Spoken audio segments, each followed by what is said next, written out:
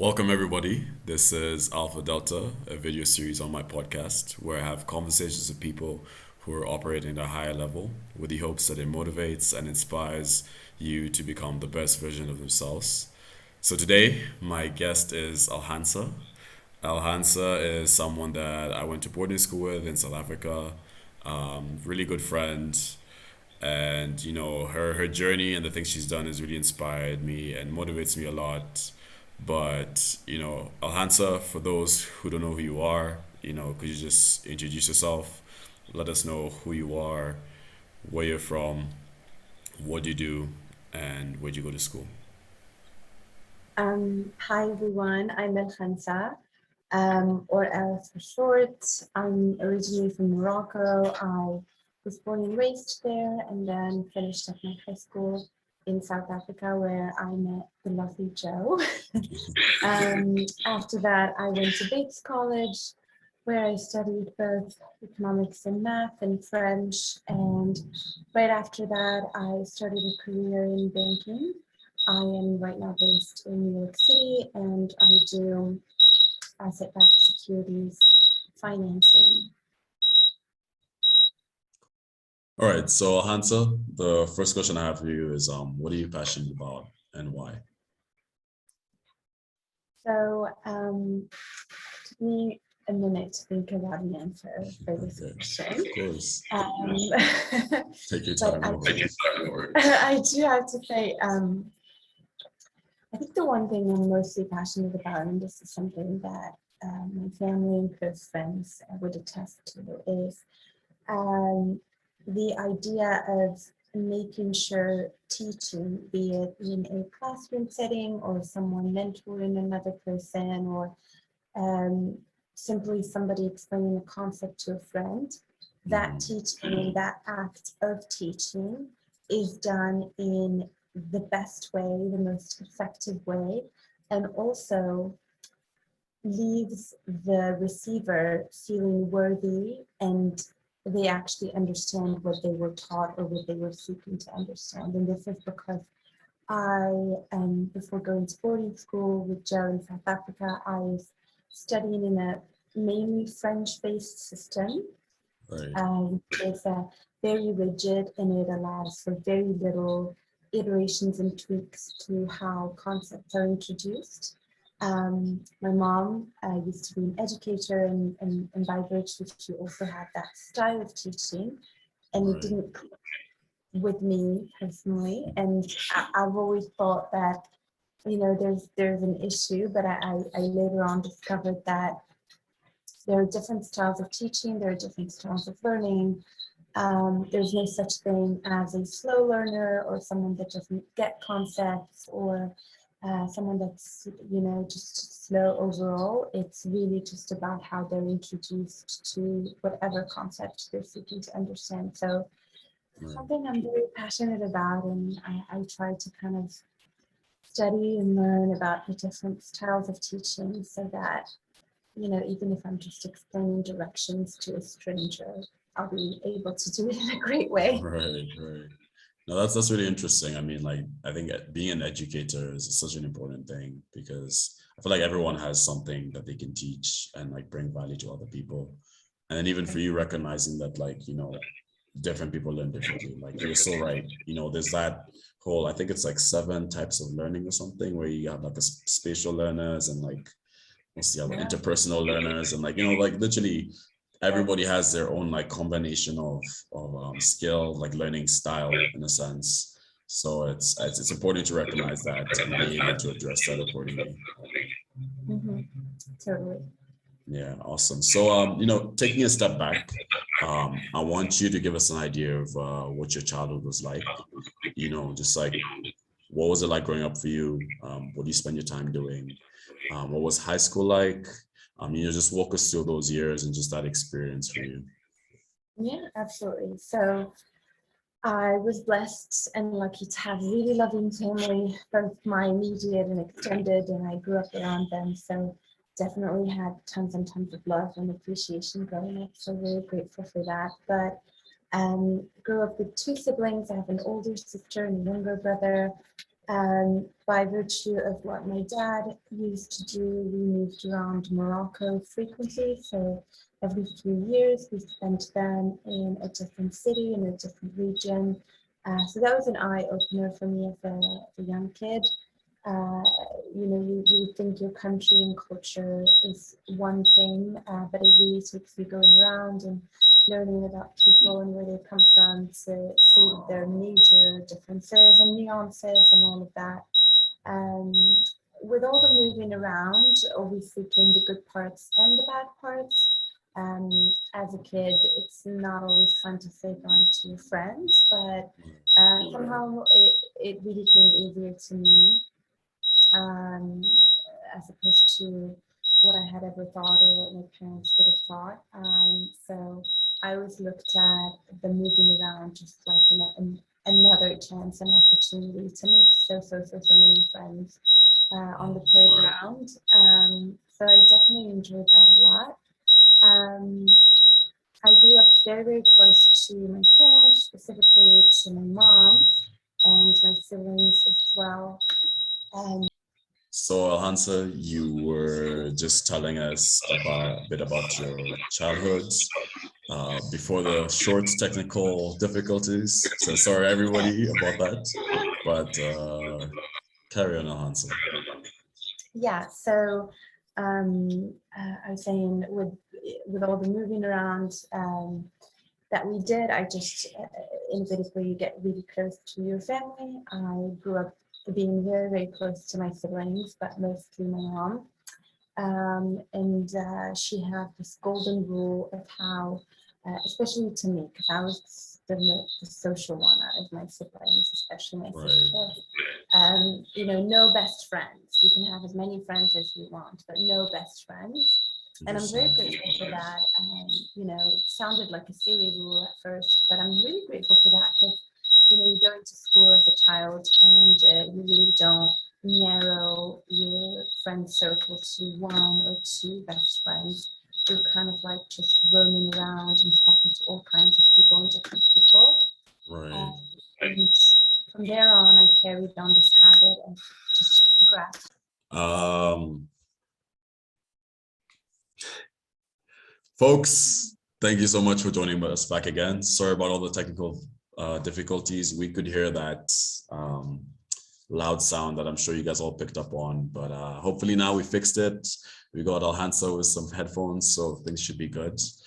But Alhansa, you were essentially just like wrapping up on, just talking about your childhood. You were talking a little bit about your family, and I think you were basically mentioning about how you couldn't have best friends, but yeah, maybe just elaborate a bit more about that. Yeah.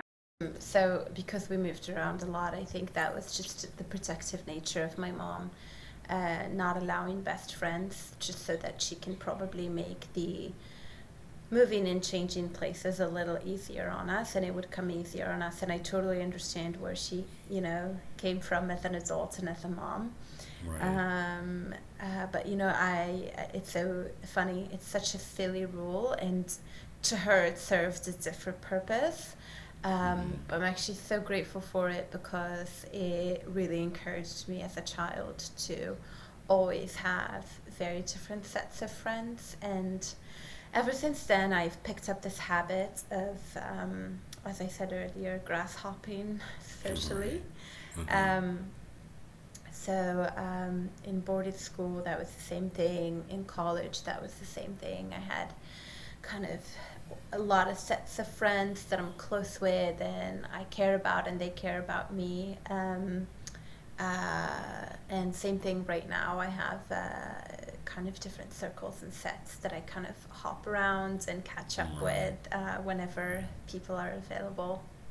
Yeah, awesome, really cool. So the next question I have for you is can you walk us through how you got to where you are today? Just tell us a bit about your career path. What are some of the things you've done? Just like elaborate on all of that. Yeah. So when I went to college, obviously, just like everybody else, you really don't know what you want to do for a career.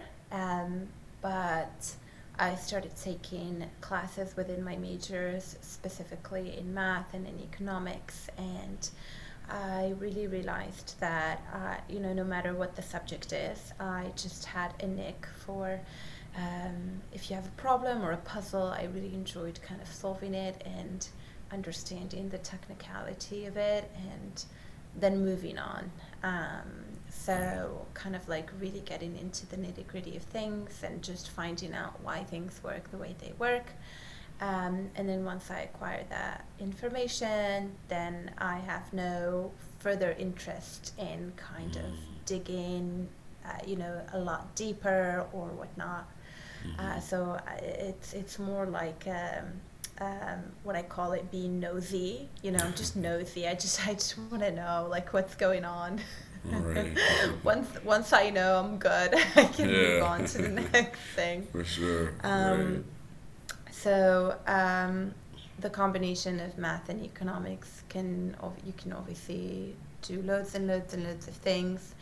It just so happened that when I was a sophomore, I was introduced to the concepts and the divisions of sales and trading within banks. I never knew that, never knew it's a thing. I was actually an alumni's parent that talked to me about it, and because he worked in the business.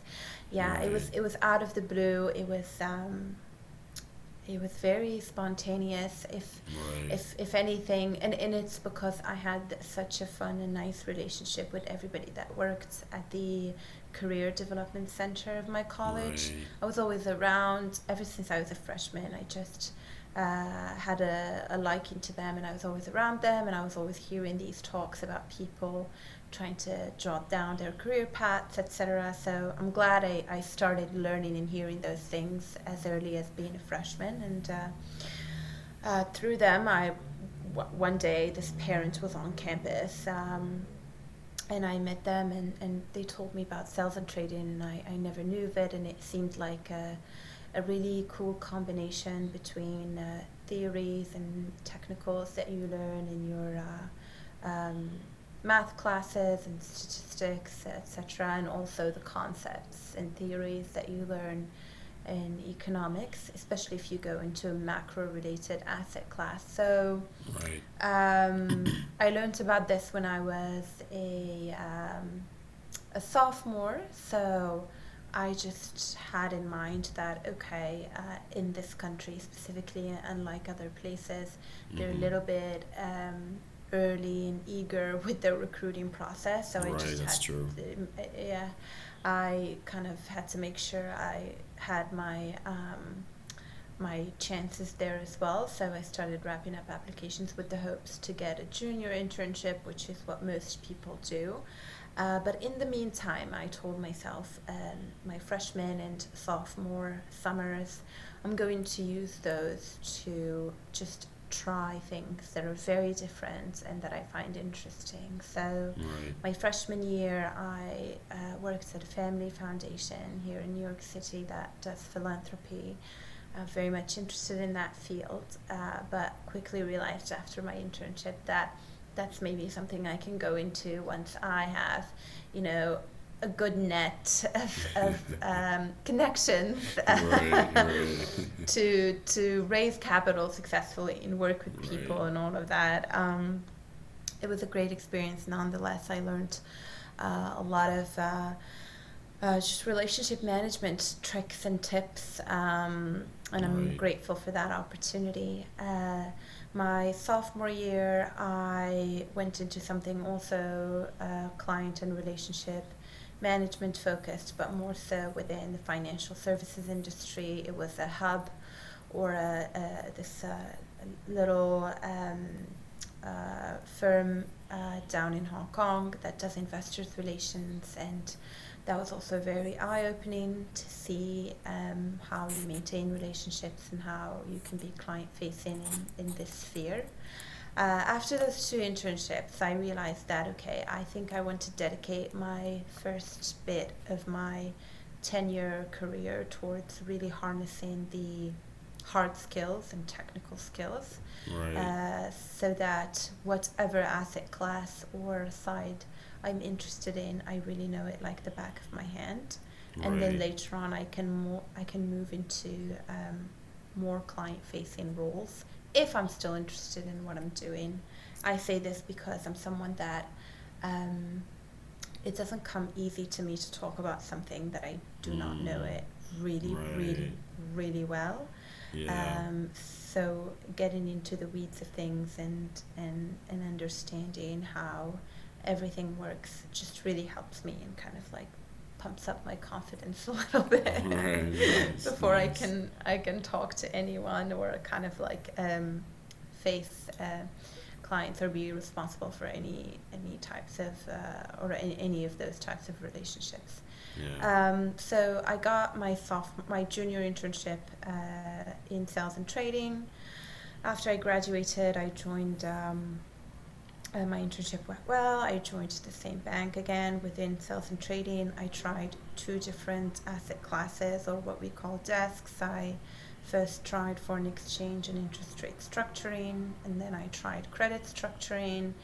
And then I decided to move into capital markets and learn a little bit more about the origination side and the banking side as well. So, uh, once again, I'm doing what I do best, being nosy, just going Right. in, digging into stuff. Once I know how Yeah. it works, I'm like, okay, It's good I'm enough. gonna Right. find me another spot. Yeah. Yes. For sure. For sure. Absolutely. Awesome. Awesome. Interesting. Interesting.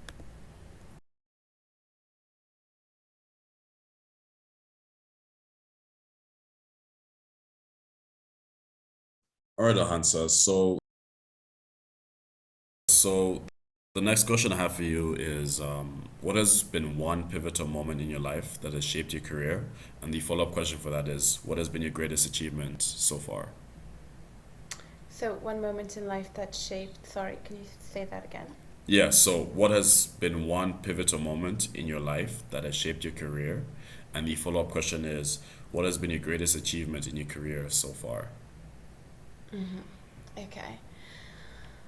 Um, I think earlier this year, I um, I was thinking about switching teams and I thought I had clarity of what was out there for me as a possibility. And one day it just dawned on me, and I was like, let me just chat up a few of the contacts I've had since joining the bank, and they're all um, really kind and nice women, very accomplished in their own fields. And when I talked to them, they just opened my eyes up to infinite loads of opportunities. And right Right. there and then, I had an epiphany, and I was like, I'm so young in my career path that I Mm-hmm. really don't know what I don't know. I don't have the intuition. It takes one to realize what you're doing now and where it could lead next, and then where it could lead a few years down the line.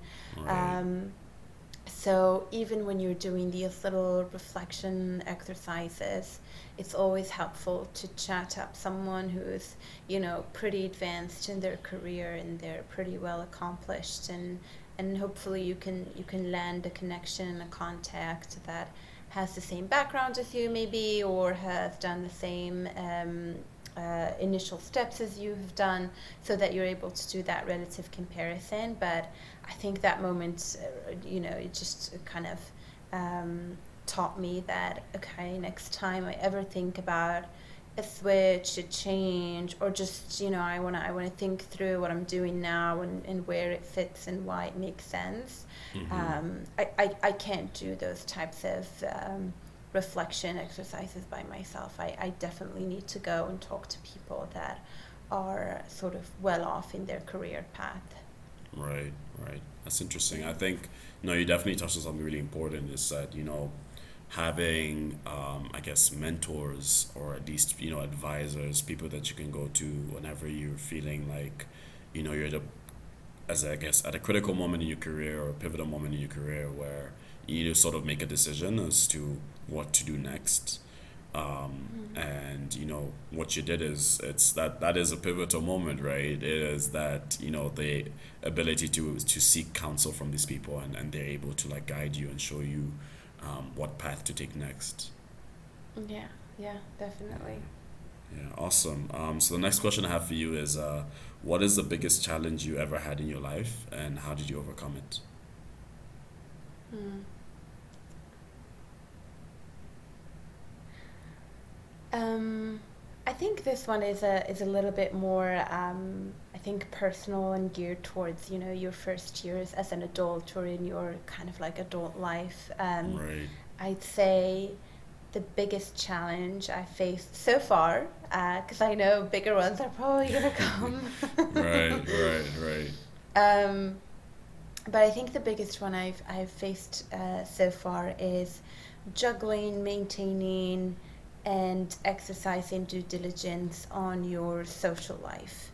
right, When you're past those structured phases of life, like high school, boarding school, college, where everyone is under a specific schedule, there is a little bit of similarity across everybody. It's so easy to float and have friends and have acquaintances, and it comes easy, and you're right, not intentional about it. And you're also in a setting where you really don't have to filter through people and right, and okay who has the in your life and life and who does not.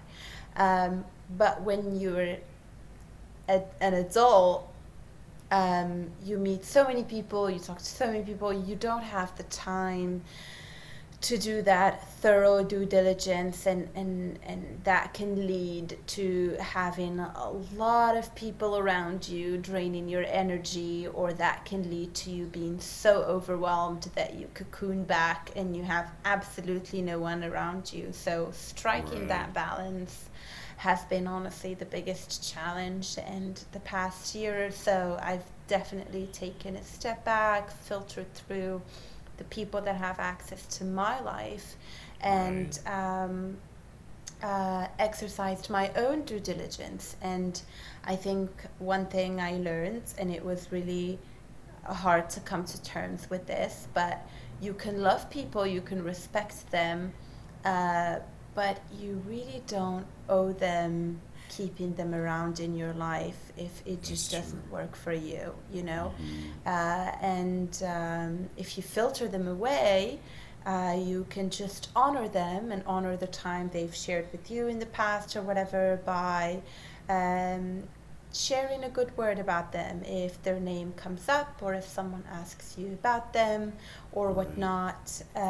But you've got to do what works for you, and you should not feel guilty about that. So, I guess in a nutshell, just maintaining relationships, kind of like slimming them down to the ones that work both ways, obviously, because you want people to support you, but you also want to be supportive towards others. And funny enough, when I've done that, and this is not something that I've done over a day or two, it really takes time to um, go through all these contacts or people and think through it. But um, once I've done it over the course of several months, I realized that truly, truly, the friends that I love dearly, and I know for a fact they love me back dearly, and we've supported each other in ways unimaginable sometimes. They're really not based geographically in the same place as right, myself. yeah, yeah, They're kind of 100%. scattered all over the world. Yeah, Yeah, and and with that, you just need a little bit, a bit of an extra effort to make sure you're touching base with them and they're touching base with you right. every now and then.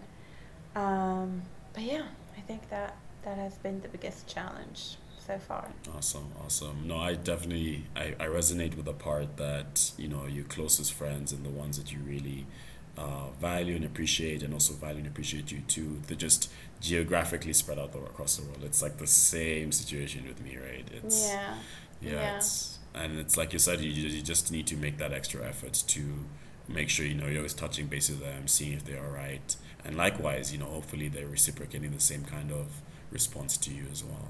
yeah, yeah. Yeah, awesome. So the next question I have for you is, what advice would you give someone who's trying to do the same things as you? And we're talking career-wise, right? Yeah, yeah, it could be career, it could be personal. I mean, yeah, if you want to touch on personal, but I think probably career. Career-wise, yes. I would say if you know if you're interested in tapping into financial services industry, just do your homework first and really read up on the different paths that are out there. I know a lot of students they go into college and they hear investment banking and they think that's the most prestigious thing ever in the Right. world. Yeah, it's like Um, software engineering as well. It's the same type of response. there you Yeah, go. yeah, Yeah. It's not. It really isn't. It's not the end all be all, as I said. And I know it's marketed in a way that, you know, you're told it's super competitive and it's highly selective and whatnot. Guess what? Every career path is it's super competitive and competitive. highly selective. True. You think schools are just hiring teachers left, right, and center. Not. Being an educator is one of the hardest jobs to Yeah, land, you have to get a or being a PhD to clinic, be a professor. yeah, or being a clinical psychologist, or being. Yeah, So don't go into something just because it has that exclusivity tag. Don't do that. Um, Read up about the industry and the layout of the land. There's so much that you can do, and I would highly recommend people just taking a step back and figuring out what they enjoy the most and what they're so good at, and right. finding that one job that strikes the balance between two. And if I were to give an example, let's say a student comes in and says, I really love um, to chat up with people and know how they're doing and Mm-hmm. just, always be surrounded by people and talking to them and catching up with them and whatnot. And on the flip Right. side, I also really enjoy organizing and just being organized. Maybe you should look into roles that are client facing from the get-go, not Right. that allow you to do that later on in a tenure. So definitely just read up and talk to people, network with people. If you go to a specific school, go to your LinkedIn tab, in the search tab, look up your school and then filter by your alums, and then look at those alums that work at the different, let's say, banks or funds, or wherever you want to end up, and chat them up and reach out. I feel like people really love helping students and talking to students, so use that card when you're Yeah. still a student. Use it, overuse it. Yeah, yeah. No, I 100% like resonate with, you talking about people doing their research and first understanding themselves and understanding just the fields that they want to get into and sort of trying to find something that's the right fit for them. There's actually a really good book called I think it's a good book called Ikigai. It's about like finding the meaning of work and life. And essentially it's like there's a Venn diagram, like four different parts of a Venn diagram, and essentially like one of the parts is like what you love, another is what you're good at, another is what you can be paid for, and the other is what the world needs. And your ikigai is like the combination of all these four parts, right? The middle, where everything intersects, Oh right? wow, Yeah, yeah. So like that's that's a that's really good way to present it too. yeah, yeah. So for anyone listening to this, like if you wanna, I guess, learn more about what Hans is talking about and like the book, if you search up Ikigai, like Ikigai, you can find the book online and then just read about it and just figure out about like those four parts of the Venn diagram and just like create your own and then just figure out what your own Ikigai is. So, yeah. Cool. Interesting. Yeah, so my next question for you is where are you heading to? What are you hoping to accomplish in the next couple of years? Hmm. Um, let me start with the second one. What I hope to accomplish in the next few years. I'm just gonna go back to what I said earlier. I just really wanna sort of hammer down the technical skills needed in the space where I work. I'd love to become an expert at what I do. Right now, obviously, I'm still new at what I do. It takes me some time to look through a structure or understand why certain numbers are coming a certain way and why they make sense. I hope in a few years I'll be at the level of the people that overlook my work, and I'll be able to, as soon as I look at a number in a specific setting and context, I'll know whether it's right or wrong. Right. Um, Mm-hmm. so hoping to, acquire those skills, and I've definitely been lucky and blessed to be able to learn from people that are very, very successful at what they do. So Right. definitely kind of like seeping all that knowledge. Right. um, where I hope to go, um, if I still enjoy what I do, I'd love to um, get better at it, gain more exposure and expertise, be it by staying here in New York City or moving to different regions so that I can understand with a closer look how the asset class I'm in the financial markets in whatever region I choose to go to works. If I don't enjoy what I do anymore, I just hope I will have the courage to not be complacent and Right. stay where I am for the sake of comfort, but I'll have the courage to just get up and do again my research and figure out what it is that's going to make me smile and tick and be happy for the next, say, 4 or 5 years. Right. Right. That's awesome. So what I'm hearing from you is a pursuit uh to accomplish, well, to achieve domain expertise at what you're Mhm. doing, and then it's you know basically making sure that whatever you're working on, that you're happy and that you enjoy it, and that it's something that really brings you fulfillment, right? Yeah, Yeah. Awesome. Awesome. yeah, yeah. Cool. So the next set of questions I have for you are a bit more personal, and Mhm. the first one I have for you is, do you practice self-improvement, and if so, what do you do? Um, I don't think I practice it as much as I would want to, but I do believe that you are what you do repeatedly, Right. and being in a place that is hectic 24/7 and surrounded by a world that is just plugged on all the time. I feel like the older I get, the more appreciative I am of a calm demeanor in people. Mm-hmm. And as much as I appreciate it in people, I also want to have it as well. And I know that one way to be able to sort of lock that down is by either meditating, reflecting, praying, whatever you want to call it. Right.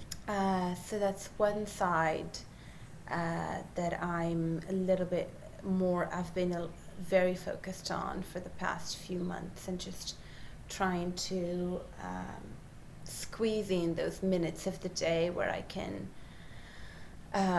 practice a little bit of meditation or Right. clock in a little prayer to kind of Mm-hmm. just calm your brain from, the hyperactivity that's going on, and the thinking Right. and the analyzing all the time and the Right. overthinking all the time. Yeah, for sure. Um, but just like anybody else, I have so many things to improve on. But If it's I were to good. list It's them, good. That self we, awareness is important, right? No, it's good. It's good. Like nobody's I perfect, have, honestly. yeah, I have so much to work on, but it's really hard to not get overwhelmed Right. by that list, but I try my best. Awesome. Awesome. No, I resonate with the meditation and the prayer thing. That is something that I actively practice on a daily basis. And like you're right, it's really it's really good and important to just have time to yourself to just like calm your mind, just take a chill pill and not really stress about, not really stress about like what you have to do during the day or whatever happened last night. It's like, oh man, oh shit, that colleague really pissed me off. Well, it's like, nah, just like, relax for a minute and just Let it go. let it Yeah. go for a little bit. I think it's really really important for just anyone listening. So my next question for you is, you sort of did touch about this in your previous answer, but the question is, what is one area of your life you feel you could improve on? Oh my God, I have two. Okay. Um, Alarmingly needs improvement in my eating pattern and my sleeping Your pattern. sleeping patterns. Okay. Interesting. They need major improvement, and it's funny how um, when you get busy, I personally tend to disregard all the small things that might take up a bit of time here and a bit of time there, Right. i.e., sleeping well, eating on time, drinking water. But when you're not doing those, you're really not that productive, and you It's just end true. up dragging things over time, and it's like a Exactly. vicious cycle. Right. And I only became aware of it recently that, okay, I have to start fixing things slowly but surely. It's not going to be an overnight change. Right. But I'd say those are the two things that I need to really need to kind of like buckle up and work on. And if I know this is going to sound so cliche, but health comes above anything and It's not everything. cliche. I don't think it's cliche. Well, they make it sound cliche, but it's important. There's a reason why it's cliche, right? Because it's important. Yeah. No, I agree with you 100%. I agree with you 100%. And it's, Yeah. I literally tell my audience, and I tell, like, even the, some of the videos that are not the podcast stuff, like one of Hmm. the videos is about how to invest your money, right? And the first thing I talk about is invest in your health. I'm like, that's the most important thing that you have, right? Yeah. You know, Yeah. like Yeah. get a gym membership, go for therapy if you need it, take meditation, like whatever, like just do invest as much money in your health because you only Yeah. have one body and one life, so you have to take care of it. Totally. Yeah. Yeah, Take yeah. care of yourself, guys. Absolutely. It's important. It's important. Absolutely. Cool. So the next question I have for you is, what does being a woman mean to you? Hmm. Don't worry. I know this set of questions usually throw every guest off, but you're not alone in that sense. um, well, I grew up surrounded by women that were very nurturing and very loving. Hmm. Um, and they've done that in an abundant way. To me, being a woman in this day and age is to still be proud of those nurturing and loving traits, but to have the courage and capacity to just be realistic and cut off the nurturing and the loving to anyone that doesn't deserve it. Hmm. Um, I like that. yeah, I would, I would, I would say that. I like that response. That's really good. I like that. I really do like that. So the follow-up question to this is, how do you approach or how do you navigate life as this said woman? Hmm. Well, I think I don't know what it's like to be a guy, but being a woman is so much fun. But jokes aside, I think, and obviously I'll speak for myself. I Right. know even within being a woman or within someone's femininity, there is a huge spectrum, and people that do identify as women, some are more feminine than others, etc. But I'll speak for myself, and I'll say that um, navigating the world as a woman is kind of like um, having a piano soundtrack on all the time. Wow. No matter how ugly something is or unpleasant, I I just always seem to find something fun, enjoyable, beautiful, something that can be appreciated. And I think that has to do with um, the dreamy side that a lot of most women tend to have. I'm not trying to bucket anyone into anything. I'm Right. going to speak of myself. Um, but that dreaminess and that hopefulness, um, when you use it to go through your day to day or to just think about your plans and future, it's a really nice fuel because things are tough and hectic and stressful all the time. That can beat you down into thinking that you really cannot do anything or can't achieve what you really like. But if you just turn on that dreamy, hopeful tap, Right. Right. it helps and makes everything easier. Nice, nice. That's very cool. All right, Elkhansâa, we're coming towards the end of this interview. Do you have any questions for me? How did you come up with this concept? I'm just curious. The concept is in the like the name of the thing or like just the general idea.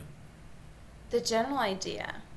Yeah, that's so with the it was funny because it wasn't like there wasn't even much thought towards it. It was like, oh, this sounds cool, like let me start. And then I literally reached out to the first person that I knew of and they were like, yeah, let's do it. And then it just sort of took off from there, right?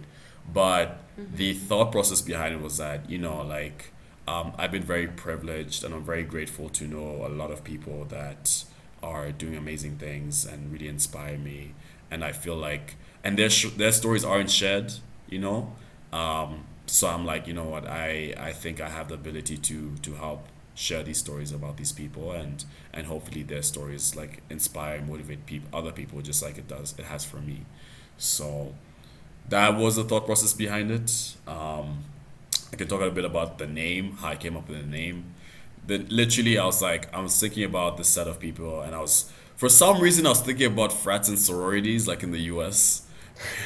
Yeah, so because you know what I mean, like with frats and sororities, like you have like this set of people, they have like a common mission or vision, and like they do things together, and I was trying to like, and I was like, having this seeing those similarities, right? These set of people that are operating at a higher level, right? They have like some common traits. So the name Alpha Delta sort of came from that. It's like, how do I group these people as a society in a sense? But interesting enough, like one of my first interviewee gave me a really, really good understanding of what he understood the title of was. So for him, he's like, like the term alpha means like first, right? You're top, right? You're a high achiever, right? And the term delta means change, right? So these set of people, right? They're always constantly pursuing and constantly trying to be the best, but also they're always evolving and improving and getting better and better. And I was like, wait, that is a lot better than Beautiful. yeah. It's a beautiful understanding. And I was like, all right, I'm just gonna say that like going forward. I'm just gonna always talk about that. But yeah, yeah. So kudos to Arinze if you're watching this. Yeah. That's so nice. Well, I guess I'm sure a lot of people thank you, and I'm going to thank you for starting this. I think it's a really cool concept. I don't think we have much of this on the continent, and hopefully it'll grow into becoming a really rich network where a lot of people can benefit from each other and hearing each other's stories. So, Absolutely, that's props the to you, dream. Joe. Thank you a lot, and I Yeah, appreciate you, just taking the time. And I really did enjoy this conversation we had, and I also think the likewise. audience is gonna enjoy it as well. So final I hope so. remarks. Yeah, where can people find you, and is there anything that you want to promote or plug on this episode?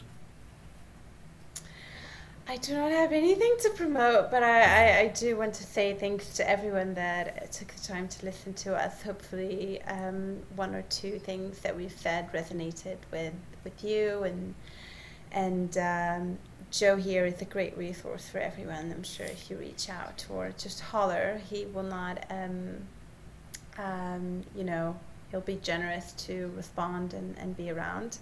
If anyone's interested to reach out or ask further questions, they can reach me on Instagram. I think I'm the most active over there, and it's just my first name and a dot and the first half of my last name, because both my names are just way too long to, to have on the handle. So it's Elkhansâa.Kad. And my account is private, but if they just shoot me a message, I'll be able to read and respond. Awesome, awesome. And for anyone watching, I'll add all her social links in the description of this video. I'll also add your LinkedIn too for people to check that out if they want to Yeah. reach out to you there. So yeah, thank you so much. Thank you everybody for watching this episode Thank you, of Joe. Alpha Delta. I've been your host, Joe Karaoke, and I'm joined with my guest, Elkhansâa. You know, the purpose of this series is just to motivate and inspire people to become the best version of themselves. So for us, this is goodbye, and we'll see you on the next one. Peace. Bye.